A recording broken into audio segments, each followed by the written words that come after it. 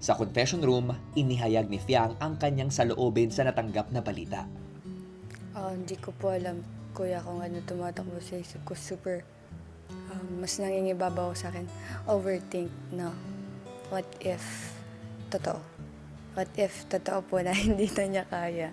Sino ba yung nasa balita, Fiang?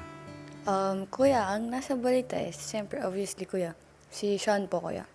My suitor.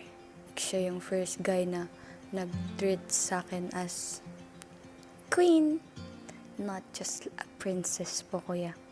Paano niya respeto yung mami ko? Sobrang taas talaga ng respeto niya sa mami ko, and the way na nililigawan niya din po ang mami ko kesa sa akin. At gaano kahalaga ito para sa'yo? Siyempre, kuya, super mahalaga. Kasi nga, siya din po yung first guy na pinakilala ko po sa daddy ko as my suitor. Bakit si Sean ang una mong naipakilala? Di ko din alam, kuya. Siguro tinamaan talagang above. Alam mo na sa pagpasok mo sa loob ng aking bahay, mamawalay kayo. Paano nyo ito pinag-usapan? Kuya, before naman po ako pumasok dito, nag-usap po kami ng super maayos. Napag-usapan po namin na we have to understand each other, na if ano man yung makita niya, wala lang yon. And, yan, sabi ko po sa kanya, kuya, na still, sa kanya pa din naman ako uuwi. Siya pa din ang aking Sean Kelly. Siya yung gusto kong, siyempre, maging future.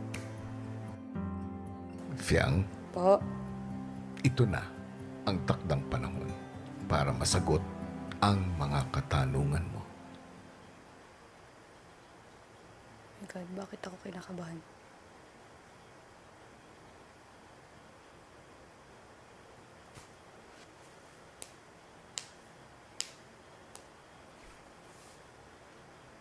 Hey Aki, kumusta ka na? Ang mga gusto ko nang sabihin, ito yung totoong naramdaman ko.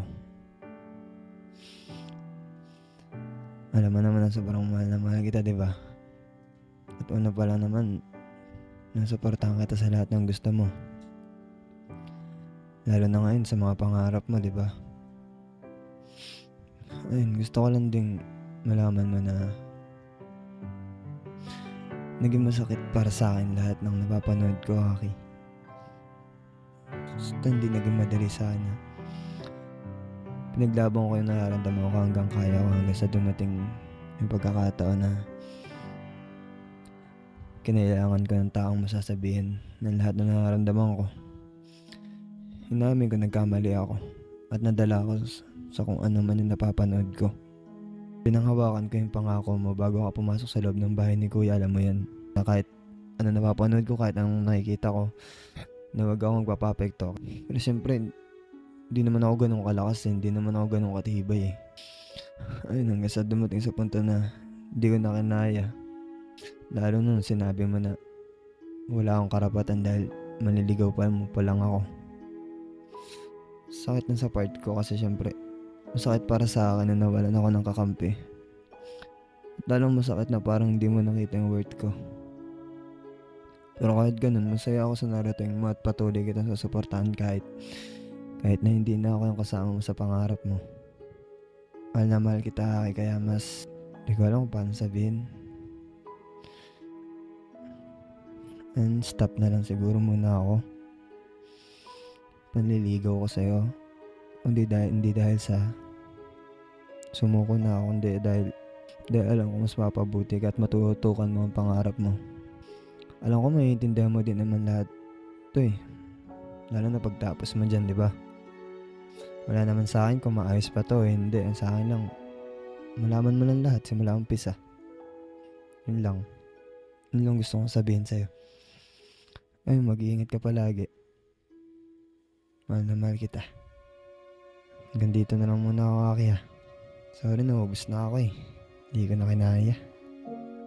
Gave my heart to a stranger. Father, forgive me for it, but I don't wanna back.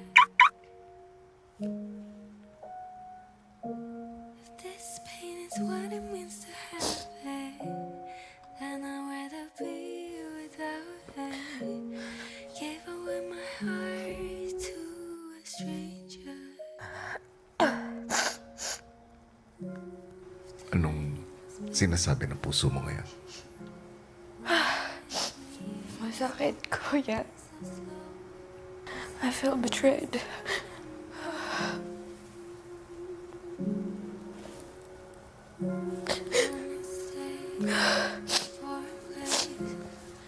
Hindi naman siguro. Ay, naiiyak na talaga ng sobrang babae na to. Hindi naman siguro. Sinabi ko na porket manliligaw walang karapatan. Hindi naman siguro. Hindi ko naman siya iniwan, kuya. Hindi naman porket sinabi ko yun is wala na kagad siya kakampi.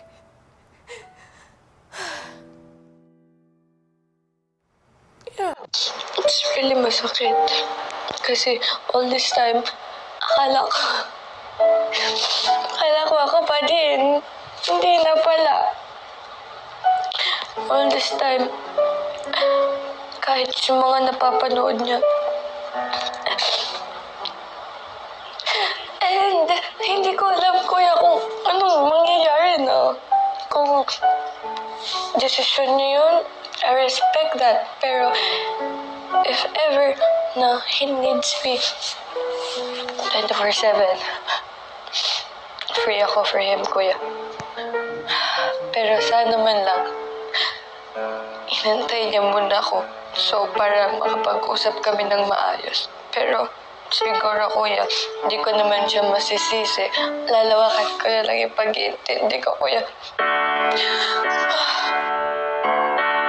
Kuya, sobrang sakit.